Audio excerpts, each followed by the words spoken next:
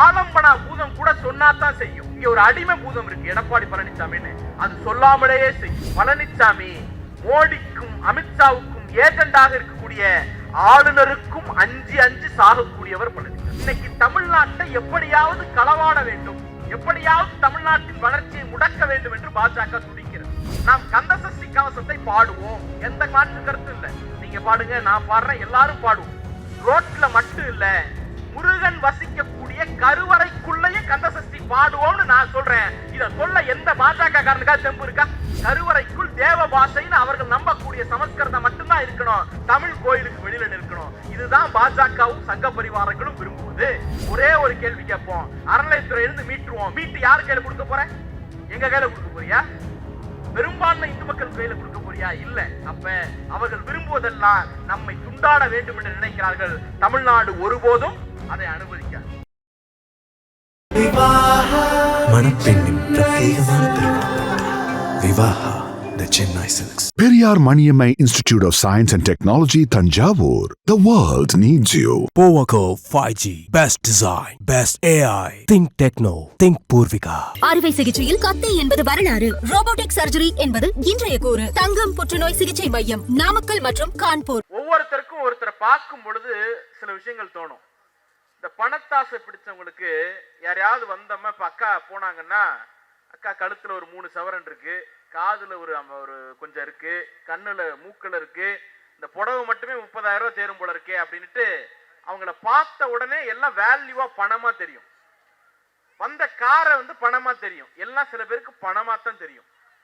சில பேருக்கு மனிதர்களை பார்த்த உடனே எண்ணிக்கையா தான் தெரியும். 300 இருக்கான், 400 இருக்கான், அதுதான் தெரியும். சில பேர் பார்த்தா கலர் மட்டும் தான் தெரியும். இப்படி ஒவ்வொருத்தருக்கும் ஒவ்வொன்னு தெரியும். ஆனா ஒரு நபரை பார்த்த உடனே 82ல அவங்க அப்பா ஜெயிலுக்கு போனாரு, 94ல அவங்க அப்பா அந்த கட்சிக்காக அடிபட்டாரு, அவ்வளவு சம்பாரிச்சு எல்லாத்தையும் கட்சியில கொடுத்துட்டு ஸ்கூல் ஃபீஸ் கட்ட வக்கில்லாம இருக்காண்டா, இன்னைக்கு பாவண்டா என்று ஒரு நபரை பார்த்தவுடன், ஒரு மனிதரை பார்த்தவுடன், ஒருத்தரை பார்த்த உடனே அவங்க தாத்தாவும் அப்பாவும் அந்த நபரும் இந்த இயக்கத்திற்காக, இந்த கட்சிக்காக செய்த தியாகத்தை மட்டும் கொண்டு ஒருவரை எடை போடக்கூடிய அண்ணா அறிவாலயத்தை வலம் வந்து கொண்டிருக்கக்கூடிய ஆற்றல் மிக்க அண்ணன் ஈரோடு இறைவன் அவர்களுக்கு மீண்டும் ஒரு முறை வணக்கத்தை தெரிவித்துக் கொள்கிறேன். நான் பொய் சொல்லல, அவர் மேடையில உட்கார்ந்து இருக்காருங்கிறதுக்காக சொல்லல. அந்த அளவிற்கு அன்புமிக்க மனிதர்.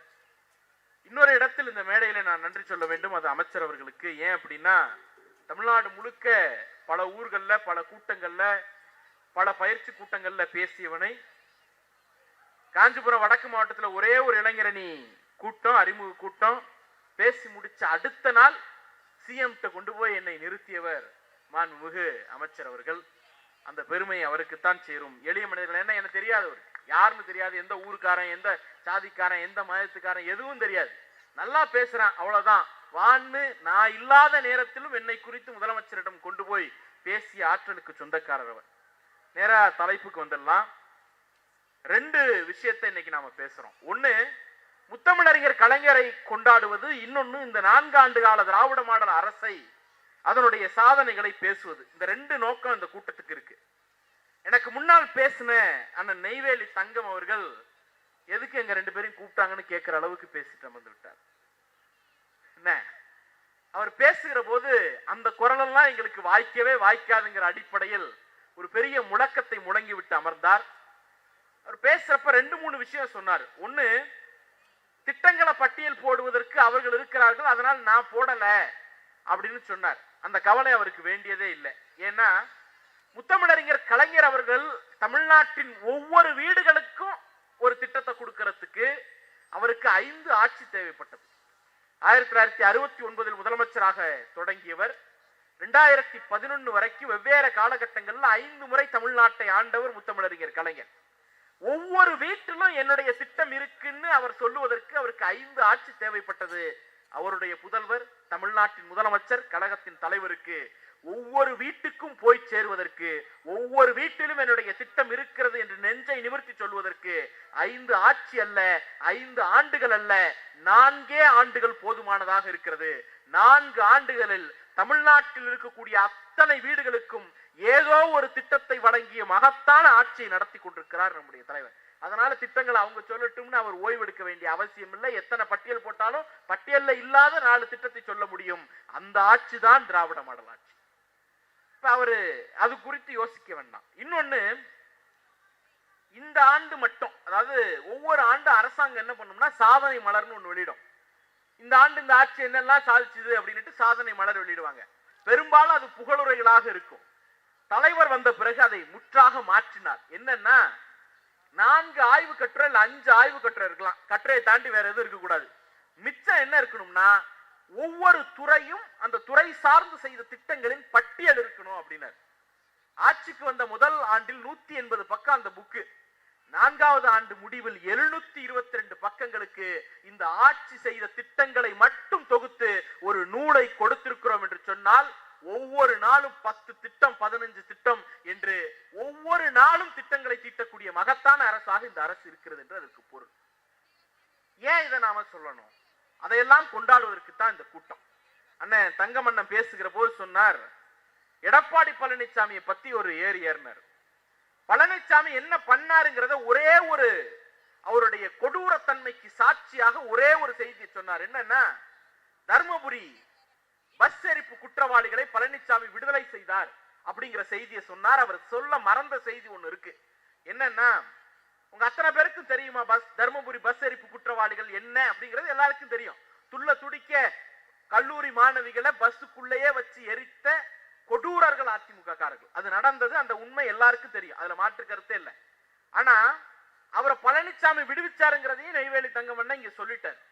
எப்படி விடுவிச்சார் தெரியுமா? அங்கதான் பிரச்சனை இருக்கு. இன்னைக்கு ஆளுநருக்கும் நமக்கும் ஒரு சண்டை நடந்துட்டு இருக்கு. யாருக்கு? ஆளுநருக்கும் நமக்கும். இந்த ஆளுநர் எப்படிப்பட்டவர்ங்கிறது சொல்றனே. இங்க இருக்காங்கல்ல அக்காக்கள், இந்த அக்காக்கள் ஏதாவது ஒரு தப்பு பண்ணா அவங்க மேல எஃப்ஐஆர் போடலாம். முன்னால இருக்கிற நீங்க ஏதாவது தப்பு பண்ணீங்கன்னா எஃப்ஐஆர் போடலாம். நான் தப்பு பண்ணா எஃப்ஐஆர் போடலாம். எம்எல்ஏ, எம்பி, அமைச்சர், முதலமைச்சர், பிரதமர் யார் தப்பு பண்ணாலும் அவங்க என்ன பண்ணலாம்? எஃப்ஐஆர் போடலாம், கோர்ட்ல கொண்டு போய் நிறுத்தலாம். கண்ணுக்கு முன்னால ஒரு குற்றத்தை ஆளுநர் செய்தாலும், ஒரு திருட்டு பண்ணிடுறாரு, இல்ல 4 பேரை அரைஞ்சிடுறாரு, ஒரு பொய் சொல்லிடுறாரு, ஒரு உச்சமா போய் ஒரு கற்பனையா சொல்லுவோம், ஒரு கொலை குற்றமே செய்து விட்டாருன்னு வச்சுப்போம். ஒரு கொலை குற்றமே செய்தாலும் நீங்க என்ன பண்ண முடியாது? ஆளுநர் மேல எஃப்ஐஆர் போட முடியாது, ஆளுநரை கோர்ட்டுக்கு இழுக்க முடியாது, ஆளுநரை கொண்டு வந்து நீதிமன்றத்தில் நிறுத்த முடியாது. அவ்வளவு பவர்ஃபுல்லான பொசிஷன்ல ஆளுநர் உட்கார்ந்திருக்காரு. அந்த ஆளுநரை இந்திய அரசியல் சாசனம் வகுக்கப்பட்டு இத்தனை ஆண்டு காலத்துல, இந்தியா விடுதலை பெற்று 75 ஆண்டு காலத்துல யார் ஒருவரும் நீதிமன்றத்திற்குள் நிற்க வைத்து கேள்வி கேட்டதில்லை. நீதிமன்றத்திற்குள் நிற்க வைத்து ஆளுநரின் கையெழுத்தே இல்லாமல் தமிழ்நாடு அரசு நிறைவேற்றிய மசோதாக்களை சட்டமாக்கி காட்டிய மகத்தான ஆளுமை தமிழ்நாட்டின் முதலமைச்சர், நம்முடைய தலைவர். அப்ப ஆளுநருக்கு நமக்கு என்ன சண்டை நடக்குது? தமிழ்நாட்டுல ஒரு மசோதாவை நிறைவேற்றணும், ஆளுநர் தடுக்கிறாரு, நீ என்ன தடுக்கிறது? நீதிமன்றத்தில் இழுத்து தீக்கிறோம். தமிழ்நாட்டுக்கு தேவையான பிரச்சனை குறித்து ஆளுநரோட நம்ம சண்டை போடுறோம். பழனிசாமிக்கு மோடிக்கு பயப்படுறாரு, அதுல ஒரு நியாயம் இருக்கு. அமித்ஷாவுக்கு பயப்படுறாரு, அதுல ஒரு நியாயம் இருக்கு. பழனிசாமி மோடிக்கும் அமித்ஷாவுக்கும் ஏஜெண்டாக இருக்கக்கூடிய ஆளுநருக்கும் அஞ்சு சாகக்கூடியவர் பழனிசாமி. எப்படின்னா, ஜெயலலிதாவை இங்க ஒருத்தர் 2 பேருக்கு யாராவது பிடிச்சவங்க கூட இருப்பாங்க. இந்த அம்மா நல்லா தானப்பா இருந்துச்சு அப்படின்னு யாராவது 4 பெண்கள் சொல்லக்கூடும். நான் மேடையில் இருக்கிறவங்களுக்கு அப்படி இல்லை. இங்க இருக்கிற ஒவ்வொருத்தரும் ஜெயலலிதா காலத்துல வழக்கு வாங்கியிருப்பாங்க. ஜெயலலிதாவால் துன்பப்படாத திமுக காரல இருக்க மாட்டான். அந்த அளவுக்கு போட்டு வழக்குகளை போட்டு, பொய் வழக்குகளை போட்டு, கடைசி வரைக்கும் சாகிற வரைக்கும் ஒரு வழக்கு கூட நிரூபிக்க முடியல. அதுதான் திமுக காரரோட கெத்து. அந்த அளவுக்கு துன்பப்பட்டவர்கள் நாங்கள் திமுக காரர்கள், இங்க இருக்கிறவர்கள்.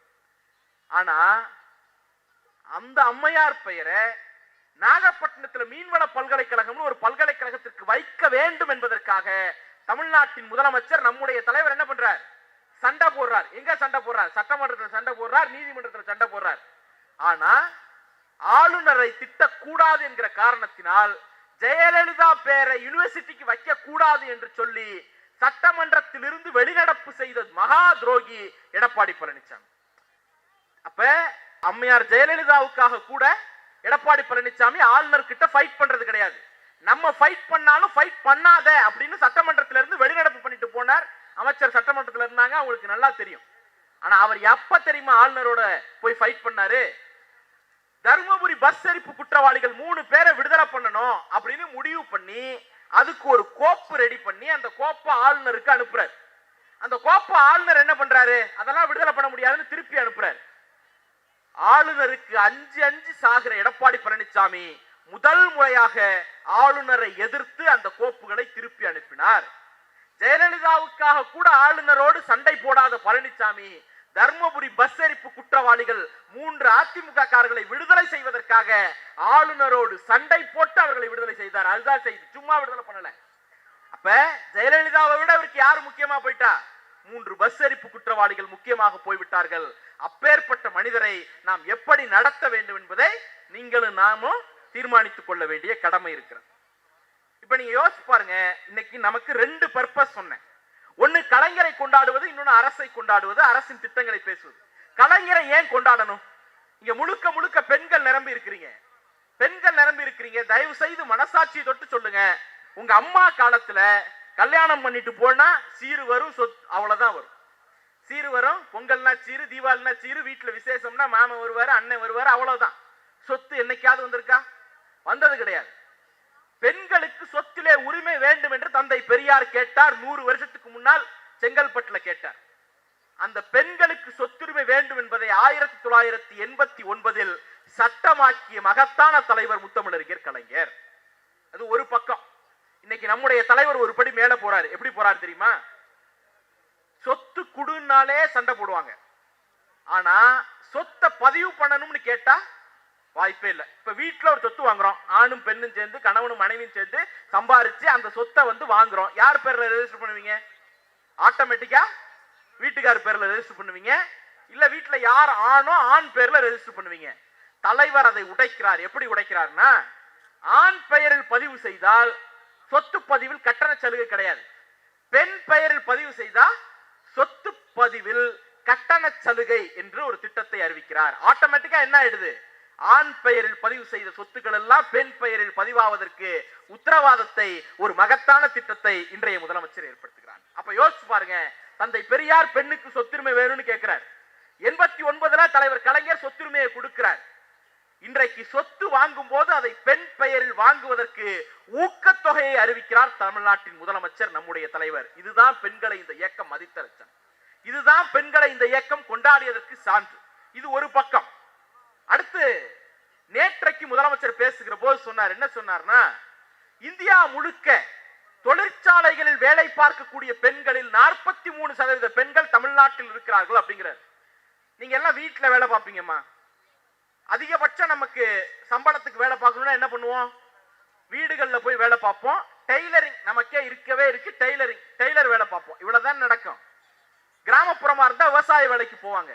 தொழிற்சாலை வேலைக்கு, சாப்ட்வேர் வேலைக்கு, படித்து விட்டு வேலைக்கு போகக்கூடிய பெண்கள் போன தலைமுறையில் அரிது, இந்த தலைமுறையில் அதிகம். அப்ப இந்தியா முழுக்க 100 பெண்கள் படித்து விட்டு தொழிற்சாலைக்கு வேலைக்கு வந்தா அதுல 43 பெண்கள் தமிழ்நாட்டிலிருந்து வருகிறார்கள். இதைத்தான் திராவிட இயக்கங்கள் சாதித்தது, இதைத்தான் திமுக சாதித்தது. சரி, இதுக்கு திமுகவுக்கு என்ன சம்பந்தம் கேட்கலாம். ஒரே ஒரு திட்டம், பெண்களுக்கு திருமண நிதியுதவி திட்டம்னு 1989 தலைவர் கலைஞர் கொடுக்கிறார். நிதியுதவி திட்டத்தை எப்படி கொடுக்கணும்? ஏழை பெண்ணா இருந்தா கொடுக்கலாம், அப்படிதானே கொடுக்கணும். ஆனா கலைஞர் என்ன பண்றார், ஏழை பெண்ணாக இருந்தால் மட்டும் போதாது, 10வது வரைக்கும் படிச்சிருக்கணும், அப்பதான் அந்த திட்டம்ங்கிறார். இப்ப என்ன அர்த்தம்? 7வதுலயும் 6வதுலயும் வயசுக்கு வந்துட்டா வீட்டுக்கு போ, படிக்க வேண்டாம்னு விரட்டி அடிக்கப்பட்ட பெண்களை 10ஆம் வகுப்பு வரைக்கும் படிக்க வைத்தது அந்த திருமண உதவித்தொகை திட்டம். அப்படி படித்த பெண்கள் எல்லாம் இன்னைக்கு இண்டஸ்ட்ரி லேபரா மாறுறாங்க. இண்டஸ்ட்ரிக்கு ஸ்கில்டு லேபரா, அறிவார்ந்த ஆளுமைகளாக மாறிய காரணத்தினால்தான் இந்தியா முழுக்க 100 பெண்கள் தொழிற்சாலை வேலைக்கு வந்தா 43 பெண்கள் தமிழ்நாட்டிலிருந்து வருகிறார்கள். இதை சாத்தியப்படுத்தியது கலைஞர் கொண்டு வந்த மகளிருக்கான திருமண உதவித்தொகை திட்டம். நாம யோசிப்போம், திருமணத்துக்கு கல்விக்கு என்ன சம்பந்தம்னு. திருமணத்தை கல்வியோடு இணைத்து அதில் ஒரு சமூக புரட்சியை நிகழ்த்தி காட்டிய மகத்தான ஆளுமை முத்தமிழறிஞர் கலைஞர். இன்னைக்கு அது அப்படியே ஒரு படி மேல போகிறார் தலைவர். என்ன சொன்னார் கலைஞர்? நீ வாமா, படிச்சு முடிச்சிட்டு கல்யாணம் பண்ணும்போது பணம் கொடுக்குறேன். இது கலைஞரோட ஸ்டாண்டு. இன்னைக்கு ஒரு படி மேல போய், நீ வாமா, படிக்கும் போதே மாதம் 1000 ரூபாய் புதுமை பெண் திட்டம் என்கிற பெயரில் அக்கௌண்ட்ல வரவு வைக்கிறேன், வந்து படி. இது நம்முடைய தலைவரின் திட்டம். இதான் சொல்லுவோம்ல, தாய் 8 அடி பாஞ்சா குட்டி 16 அடி பாயுங்கிறது. இப்ப நீ வந்து படிச்சுட்டா பணம் கொடுக்குறேன், படிக்கும் போதே பணம் கொடுக்குறேன். மதிய உணவுல முட்டை சேர்த்தா அது கலைஞர், காலை சிற்றுண்டி திட்டம் என்று அடுத்த கட்டத்திற்கு பாய்ந்தால் அது நம்முடைய தலைவர். இந்த மாதிரி தான் ஒவ்வொன்றாக செய்திருக்கிறோம். இன்னொன்னு, இங்க பேசுகிற போது அறநிலையத்துறை பற்றி அண்ணெல்லாம் பேசினாங்க. இங்க இருக்கிற பெண்கள் எல்லாம் தயவு செஞ்சு யோசிச்சு பாருங்க. கோயிலுக்கு அதிகபட்சம் நாம என்னைக்கு எதுக்கு போவோம்? சாமி கும்பிட போவோம். அதை தாண்டி வேற எந்த பர்பஸுக்காகவும் பெண்கள் போக முடியாது. ஆனா ஆண்கள் சாமி கும்பிட போவாங்க, நிதி வசூல் பண்ண போவாங்க, அந்த நிர்வாகம் பண்ண போவாங்க, அந்த கோயில்ல அரங்காவலரா இருப்பாங்க, இதெல்லாம் இருப்பாங்க. முத்தமிழறிஞர் கலைஞர் 2006-09 ஒரு சட்டத்தை கொண்டு வந்தார், ஒரு அரசாணையை கொண்டு வந்தார். ஒரு கோயில்னு இருந்துச்சுன்னா அந்த கோயில்ல அரங்காவல் குழுன்னு ஒண்ணு போட்டா அதுல கண்டிப்பா ஆதி திராவிடர் ஒருத்தரும் மகளிர் ஒருத்தரும் இருந்தே தீரணும் என்று அரசாணை போட்ட மகத்தான ஆளுமை தலைவர். இன்னைக்கு அதனால தான் என்ன நடந்துச்சு தெரியுமா? மதுரை மீனாட்சி அம்மன், மீனாட்சி தாய், உலகாலும் மீனாட்சி, அவ்வளவுலாம் கொண்டாடுறல, அந்த மீனாட்சி அம்மன் கோயிலை இதுவரைக்கும் நிர்வகித்து வந்தது ஒரு ஆண் அரங்காவலர் தான். வரலாற்றில் முதல் முறையாக ஒரு பெண் அரங்காவலரை மீனாட்சி அம்மன் கோயிலுக்கு நியமித்து உலகாண்ட மீனாட்சி கோயிலையே ஒரு பெண்ணால் ஆளுகை செய்ய முடியும் என்பதை நிரூபித்து காட்டியவர் நம்முடைய தலைவர். அப்ப தலைவர் ஒரு படி பாய்ந்தார், அடுத்த கட்டத்திற்கு இன்றைய முதலமைச்சர் நகர்கிறார்கள். இங்க பேசுகிற போது பூத்தொடுப்பவர்களுக்கு நலவாரியம் பற்றி பேசினார். வீட்டு பணி பெண்கள்னு ஒரு வர்க்கம் இருக்கிறார்கள். இந்த உலகத்திலேயே ரொம்ப மோசமான கொடுமைகளுக்கு ஆளாகிறவர்கள் அவர்கள் தான். மதிக்க மாட்டாங்க, சரியா உணவு கிடைக்காது, சரியா ஊதியம் கிடைக்காது, ஒரு லீவு கேட்கணும்னா அவ்வளவு படாத பாடுபடணும். அப்ப அந்த பெண்களை இதுவரைக்கும் யாரும் கண்டுக்கல. உலகத்தில் ஒரே ஒரு தலைவர் தான் கண்டு கொண்டார். அந்த தலைவருக்கு பெயர் தான் முத்தமிழறிஞர் கலைஞர். வீட்டு பணிப்பெண்கள் நலவாரியம்னு ஒரு வாரியத்தை அமைத்து அவர்களின் உரிமைகளுக்காகவும் போராடிய தலைவர் நம்முடைய தலைவர். இன்னைக்கு நம்ம அதுக்கு அடுத்த கட்டத்துக்கு வந்திருக்கோம். சுய உதவி குழு, இங்க எல்லாரும் சுய உதவி குழுல இருப்பீங்க. சுய உதவி குழுனுடைய பர்பஸ் என்ன? பெண்களை அதிகாரப்படுத்தணும். பெண்கள் அது வந்து நீங்க கடன் வாங்குறீங்க, வேலை செய்யறீங்க, போறீங்க வரீங்க, இதெல்லாம் அப்புறம். பெண் கையில பணப்புழக்கத்தை உண்டு பண்ணணும். அதுதான் மகளிர் சுய உதவி குழுனுடைய அடிப்படை. காசு இருந்தா தான் வீட்டுல மதிப்பாங்க. அதான் பெண் யாரா இருந்தாலும். இப்ப குழு கடன் வாங்கிட்டு வந்த உடனே ஒரு வாரம் வீட்டுல உங்களுக்கு இருக்கிற மதிப்பு அப்படியே மேல இருக்கும். இருக்கா இல்லையா? உண்டா இல்லையா? அந்த காசு தீர்ற வரைக்கும் அப்படியே ஹைட்ல வச்சிருப்பாங்க. காசு தீர்ந்த பிறகு வழக்கமா. அப்ப அந்த பெண்களுக்கு பணப்புழக்க அதிகாரத்தை கொடுக்க வேண்டும் என்கிற சிந்தனை இந்த நாட்டில் முதல் முறையாக முத்தமிழறிஞர் கலைஞருக்கு தான் தோன்றியது. 10 வருஷம் கழிச்சு 89 இவர் ஆரம்பிச்சார். 99 இந்தியா முழுக்க விரிவாக்கம் பண்ணாங்க. அந்த மகளிர் சுய உதவி குழுக்களை 10 ஆண்டு அதிமுக ஆட்சி கெடுத்து குட்டிச்சோரா வச்சிருந்துச்சு. எப்படி தெரியுமா? கடன் கொடுக்கிறது கிடையாது, புதிய குழுக்களை உருவாக்குறது கிடையாது, இருக்கிற குழுவெல்லாம் மூடுறது, இப்படி படுபாதக செயல்களில் இறங்கியது அதிமுக ஆட்சி. எடப்பாடி பழனிசாமி தலைவர் வந்தார். இந்த 4 ஆண்டுகளில் 2 முக்கியமான சாதனையை செய்திருக்கிறோம். ஒன்னு, புதிதாக 1.25 லட்சம் மகளிர் சுய உதவி குழுக்களை உருவாக்கி இருக்கோம். அப்ப என்ன அர்த்தம்? குழுவுக்கு 10 பேர்னு வச்சிருந்தாலும் 10 லட்சம் மகளிரை புதிதாக ஒரு சமூக கட்டமைப்புக்குள்ள, அதிகாரம் பெறக்கூடிய கட்டமைப்புக்குள்ள கொண்டு வந்திருக்கோம். கடந்த 10 ஆண்டுகளில், குறிப்பா எடப்பாடி பழனிசாமியினுடைய 4 ஆண்டுகளில் மகளிர் சுய உதவி குழுக்கு கொடுத்த கடனே 35,000 கோடி தான். இந்த ஒரே நிதியாண்டில் நாம் கொடுக்கக்கூடிய கடன் 35,000 கோடி. மொத்தமா 5 ஆண்டு முடிவில் 1.5 லட்சம் கோடி மகளிர் சுய உதவி குழுக்கு கடனா கொடுத்திருக்கோம். அப்ப என்ன பண்றோம்? மகளிர் சுய உதவி குழு உருவாக்குறோம், அவர்களுக்கு கடன் கொடுக்கிறோம். அந்த கடனுக்கு வட்டி 12% 6லிருந்து 3% குறைத்திருக்கிறோம். இப்ப என்ன அர்த்தம்னா, கடன் பெறுகிறார்கள், தொழில் ஈட்டுகிறார்கள், அதனால வருமானம் வருகிறது, கடனை அடைக்கிறார்கள். சாதாரண எளிய பெண்களை தொழில் முனைவோர்களாக மாற்றி அழகு பார்த்த இயக்கம் திராவிட முன்னேற்ற கழகம். நேற்றைக்கு ஒரு செய்தி, இன்னைக்கு காலையில முரசொலியில கூட வந்தது. நம்முடைய அமைச்சர் அவர்களுடைய டிபார்ட்மெண்ட்டுக்கு உட்பட்ட MSME கீழே இந்தியாவிலேயே அதிகபட்ச MSME பெண்கள் தமிழ்நாட்டில் தான் இருக்கிறார்கள் என்கிற வரலாற்றை நாம் பதிவு செய்திருக்கிறோம். இப்ப இதுக்கு பின்னால ஒரு 30 ஆண்டு கால வரலாறு இருக்கு. நீங்க அடுத்து வாங்க. பெண்களுக்கு சொத்துரிமை கொடுத்தது மட்டும் கிடையாது, கலைஞர் இன்னொன்னும் பண்ணாரு. சமத்துவபுரம்னு வீடு வழங்கும் திட்டம் வந்த போது அந்த சமத்துவபுரம் வீடுகளை பெண்கள் பெயரில் தான் பதிவு செய்ய வேண்டும் என்று சொன்னது முத்தமிழறிஞர் கலைஞர். இன்னைக்கு நம்முடைய அமைச்சருடைய கட்டுப்பாட்டில் இருக்கக்கூடிய தமிழ்நாடு நகர்ப்புற வாழ்விட மேம்பாட்டு வாரியத்தில், முன்ன அது குடிசை மாற்று வாரியமா இருந்துச்சு, 50-60 ஆண்டுகளாக அது ஆண் பெயரில் தான் அந்த பத்திரம் கொடுக்கப்பட்டது. வரலாற்றில் முதல் முறையாக தமிழ்நாடு நகர்ப்புற வாழ்விட மேம்பாட்டு வாரியத்தின் உரிமை பத்திரத்தை பெண்களின் பெயரில் தான் கொடுக்க வேண்டும் என்று சட்டத்தை, அரசாணையை நிறைவேற்றியவர் இன்றைய முதலமைச்சர் நம்முடைய தலைவர். அப்போ ஒவ்வொரு காலகட்டத்திலையும் நாம டிராவல் பண்ணி வந்திருக்கோம். ஒவ்வொரு காலகட்டத்திலையும் அடுத்தடுத்து நகர்ந்து போய்கிட்டே இருக்கும். அடுத்ததாக இந்த அரசினுடைய செயல் திட்டம். இந்த அரசோட செயல் திட்டம் குறித்து பேசுகிற போது ஒரு தலைவருக்கு 2 பார்வை இருக்கணுமா, ஒண்ணு மேல இன்னொன்னு கீழே. மேல மட்டுமே பார்த்துக்கிட்டு இருந்தா தலைவரா இருக்க முடியாது, கீழே மட்டுமே பார்த்துக்கிட்டு இருந்தாலும் தலைவரா இருக்க முடியாது. நாடு முழுக்க சூப்பர் ஸ்பெஷாலிட்டி ஹாஸ்பிட்டல் கட்டுறோம், நாடு முழுக்க பெரிய பெரிய லைப்ரரி கட்டுறோம், தமிழ்நாடு முழுக்க 10,000 கோடி 15,000 கோடி 1,00,000 கோடின்னு பெரிய பெரிய இண்டஸ்ட்ரி கொண்டு வரோம். 1,00,000 கிலோமீட்டருக்கு மேல சாலைகளை புதுப்பிச்சிருக்கோம், சாலைகளை போட்டுட்டு இருக்கோம். தமிழ்நாடு முழுக்க பாதாள சாக்கடை திட்டங்கள் நடைபெற்றுக் கொண்டிருக்கிறது. பெரிய பெரிய தொழில் பேட்டைகள் உருவாகிட்டு இருக்கு. விமான நிலையத்துல தொடங்கி மெட்ரோ வரைக்கும் அவ்வளவு திட்டங்கள் இங்க நடந்துகிட்டு இருக்கு. இதெல்லாம் மேட்டு பார்வை, மேல இருக்கக்கூடிய பெரிய பெரிய திட்டங்கள். கண்ணுக்கு தெரியாத விஷயத்தையும் ஒரு அரசு கவனிக்கணும். எப்படி தெரியுமா, நம்ம ஊர்ல எல்லாம் வீடுகள்லயே பார்த்தா எத்துப்பல் கொண்ட குழந்தைகள் இருக்கும், பார்த்திருப்பீங்க. இந்த எத்துப்பல் கொண்ட குழந்தைகளுக்கு என்ன பிரச்சனை, பல்லு எத்துப்பல்லா இருக்கும், கிளிப்பு போட்டா சரியாயிடும்.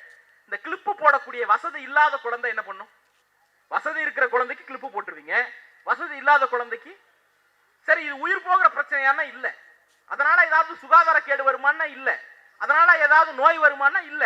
ஆனா உளவியல் ரீதியாக காசு இல்லாததுனால கிளிப்பு போட முடியல, அதனால எத்துப்பல்லா இருக்குன்னு ஒரு குழந்தை சாகுற வரைக்கும் உள்ள வெந்து வெந்து புழுங்கும்ல. இதை யாராவது யோசிச்சிருக்கமா? உங்களுக்கு தோணுச்சா, எனக்கு தோணுச்சா? தமிழ்நாட்டின் முதலமைச்சருக்கு தோணியது. அரசு பள்ளி மாணவர்களுக்கு திருநெல்வேலி மாவட்டத்தில் முதல் முறையாக சிஎஸ்ஆர் ஃபண்ட் மூலமா எத்துப்பல் கொண்ட குழந்தைகளுக்கு பல் கிளிப்பு போடுற திட்டத்தை அறிவித்த ஒரே அரசு திராவிட மாடல் அரசு. அப்ப 10,000 கோடிக்கு இண்டஸ்ட்ரி கட்டுறது மட்டும் கிடையாது, பல்லு எத்துப்பல்லா இருக்கக்கூடிய குழந்தைக்கு கிளிப்பு மாற்றுறது வரைக்கும் பார்த்து பார்த்து செய்யக்கூடிய அரசு இந்த அரசு. நீங்க யோசிச்சு பாருங்க, திருவள்ளூர் பஸ் ஸ்டாண்டுக்கு பக்கத்துல ஒரு நரிக்குறவர் சமூகத்து குடும்பம் வசித்துட்டு இருக்கு. அந்த வீட்டு பிள்ளைகள் ஸ்கூலுக்கு போறாங்க, அங்க ஒரு டீச்சர் அவங்களை அவமானப்படுத்திடுறாரு. அந்த டீச்சர் மேல நடவடிக்கை எடுத்தாச்சு, அது வேற. அந்த நடவடிக்கையோடு நின்று இருந்தால் அது ஒரு சராசரி அரசு.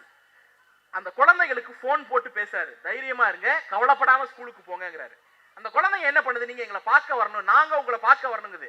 நீ வர வேண்டாம், நான் கிளம்பி வரேன்னுட்டு ஒரு ஞாயிற்றுக்கிழமை சனிக்கிழமை அந்த நரிக்குறவர்கள் வீட்டு சமூகத்தில் இருக்கக்கூடிய அந்த வீடுகளுக்கு தமிழ்நாடு முதலமைச்சர் போறாரு. போனதோட மட்டும் இல்ல, அவங்க கொடுக்குற அந்த ஆர்னமெண்ட், அந்த மணி எடுத்து மாட்டிக்கிட்டு அவங்க சமைச்சு வச்சிருந்த உணவை எடுத்து சாப்பிட்டுட்டு அந்த குழந்தைகளுக்கு ஊட்டி விடுறார். இந்த போட்டோ மறுநாள் பப்ளிஷ் ஆகுது. அந்த அதிகாரியை, அந்த ஆசிரியரை இடைநீக்கம் செய்திருந்தால் அது அந்த பள்ளியோடு முடிந்து போயிருக்கும். ஆனால் அந்த சமூகத்து குழந்தைகள் வீட்டு பெண், அந்த குழந்தைகளோடு முதலமைச்சர் எடுத்துக்கொண்ட போட்டோ இருக்குல்ல, இனி எந்த ஊரிலும் எந்த இடத்திலும் அந்த குழந்தைகளை அவமானப்படுத்த வேண்டும் என்று நினைக்கிற யாருக்கும் பயத்தை ஏற்படுத்தக்கூடிய போட்டோ அந்த போட்டோ. அதனால தான் இந்த அரசு மக்கள் நல அரசுன்னு சொல்றோம்.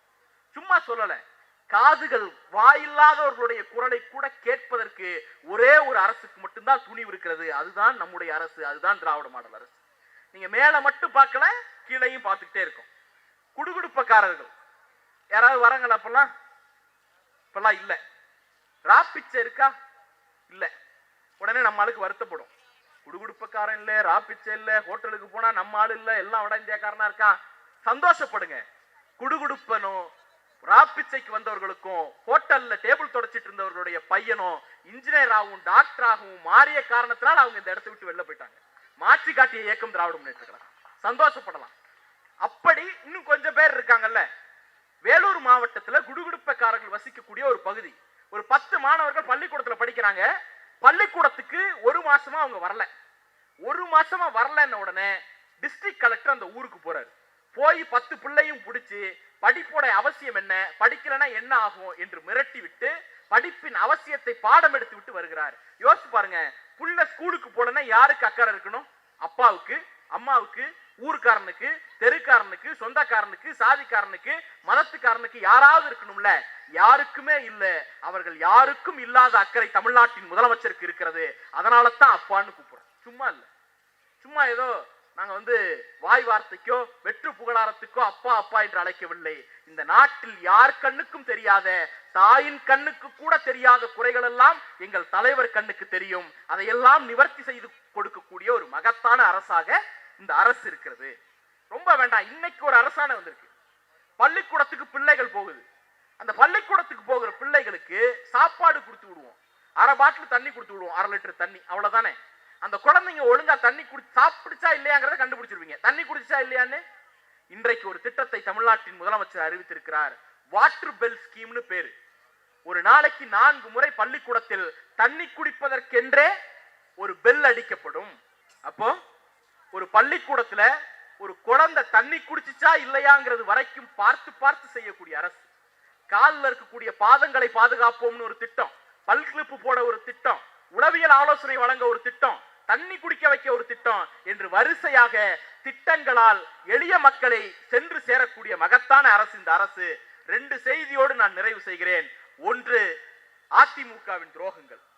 யோசிச்சு பாருங்க, இன்னைக்கு தமிழ்நாட்டை எப்படியாவது களவாட வேண்டும், எப்படியாவது தமிழ்நாட்டின் வளர்ச்சியை முடக்க வேண்டும் என்று பாஜக துடிக்கிறது. என்னென்னமோ பண்ணி பார்த்தாங்க, எதுவும் வேலைக்காகல. கடைசியாக முருகரை கையில் எடுத்து மாநாடு கூட்டி இருக்கிறாங்க. மாநாடெல்லாம் கூட்டினா அதெல்லாம் பிரச்சனை இல்லை. அதுல தீர்மானம்னு ஒரு 6 தீர்மானம் போட்டிருக்கீங்க. அதுல ஒரு தீர்மானம் என்னன்னா, நாம் கந்தசஷ்டி கவசத்தை பாடுவோம். எந்த மாற்று கருத்தும் இல்லை. நீங்க பாடுங்க, நான் பாடுறேன், எல்லாரும் பாடுவோம். ரோட்ல மட்டும் இல்ல, முருகன் வசிக்கக்கூடிய கருவறைக்குள்ளேயும் கந்தசஷ்டி பாடுவோம்னு நான் சொல்றேன். இத சொல்ல எந்த பாஜக காரனுக்காக தெம்பு இருக்கா? சொல்ல மாட்டான். ஏன்னா கருவறைக்குள் தேவ பாஷைன்னு அவர்கள் நம்பக்கூடிய சமஸ்கிருதம் மட்டும்தான் இருக்கணும், தமிழ் கோயிலுக்கு வெளியில நிற்கணும். இதுதான் பாஜகவும் சங்க பரிவாரங்களும் விரும்புவது. கந்தசஷ்டி பாடு, எல்லாம் ரோட்ல பாடு. கோயில் அதாவது சொல்லுவாங்கல்ல, தம்பி பழக்க வழக்கம்லாம் பஞ்சாயத்தோட இருக்கணும், வீட்டுக்குள்ள வரக்கூடாதுமாங்கல்ல. அந்த மாதிரி கந்தசஷ்டி கவசம் எல்லாம் கோயிலுக்கு வெளியில இருக்கணும், கர்ப்பகிரகத்துல இருக்கக்கூடாது. இது பாஜகவோட பாலிசி. அடுத்து இன்னொரு தீர்மானத்தை அவர்கள் நிறைவேற்றியிருக்கிறார்கள். ஆலயங்களை இந்து சமய அறநிலையத்துறையிடமிருந்து மீட்போம் அப்படின்னு தீர்மானம். தயவு செஞ்சு யோசிச்சு பாருங்கம்மா, கோயில் இன்னைக்கு என்னென்ன வேலை பார்க்குது? கோயில்ல சாப்பாடு போடுறோம், அன்னதானம் போடுறோம். அடுத்தது கோயில்ல திருமணம் பண்ணி வைக்கக்கூடிய ஜோடிகளுக்கு ஒரு 60,000 ரூபாய் மதிப்புல சீர்வரிசை கொடுக்கிறோம். அடுத்தது கோயில் மூலமாக பள்ளிக்கூடம், கல்வி கூடங்களை, கல்லூரிகளை நடத்திட்டு இருக்கோம் இல்லையா? கோயில் சோறு போடுது, கோயில் கல்வி கொடுக்குது, கோயில் திருமணத்துக்கு சீர்வரிசை கொடுக்குது. கோயில்ல பணியாற்றக்கூடிய அதிகாரிகள் இந்து மதத்தை நம்பக்கூடியவர்கள் மட்டும்தான் இருக்கணும், வேற யாரும் இருக்க முடியாது. அதுதான் அறநிலையத்துறை சட்டம். இப்ப இந்த 4 விஷயமும் இருக்குல்ல, அப்ப கோயிலின் சொத்து சாப்பாடு மூலமா எல்லா சாதி இந்துக்களுக்கும் போகுது. கோயிலின் சொத்து திருமண சீர்வரிசை மூலமா எல்லா சாதி இந்துக்களுக்கும் போகுது. கோயிலின் சொத்து கல்வி நிலையங்கள் மூலமா எல்லா சாதி இந்துக்களுக்கும் போகுது. கோயிலின் பணியிடங்கள் சம்பளம் மூலமா எல்லா சாதி இந்துக்களுக்கும் போகுது. இதை என்ன பொறுத்துக்கொள்ள முடியல. உங்களுக்கும் எனக்கும் கிடைச்சிட்டா அவர்களால் பொறுத்து கொள்ளவே முடியாது. மொத்த சொத்தையும் ஒரு 3% இருக்கக்கூடிய குறுங்குழு அனுபவிக்க வேண்டும் என்பதற்காக அறநிலையத்துறையிடமிருந்து ஆலயங்களை மீட்க வேண்டும் என்று துடிக்கிறார்கள். ஒரே ஒரு கேள்வி கேட்போம், அறநிலையத்துறையிலிருந்து மீட்டுருவோம். மீட்டு யார் கையில கொடுக்க போற? எங்க கையில கொடுக்க போறியா?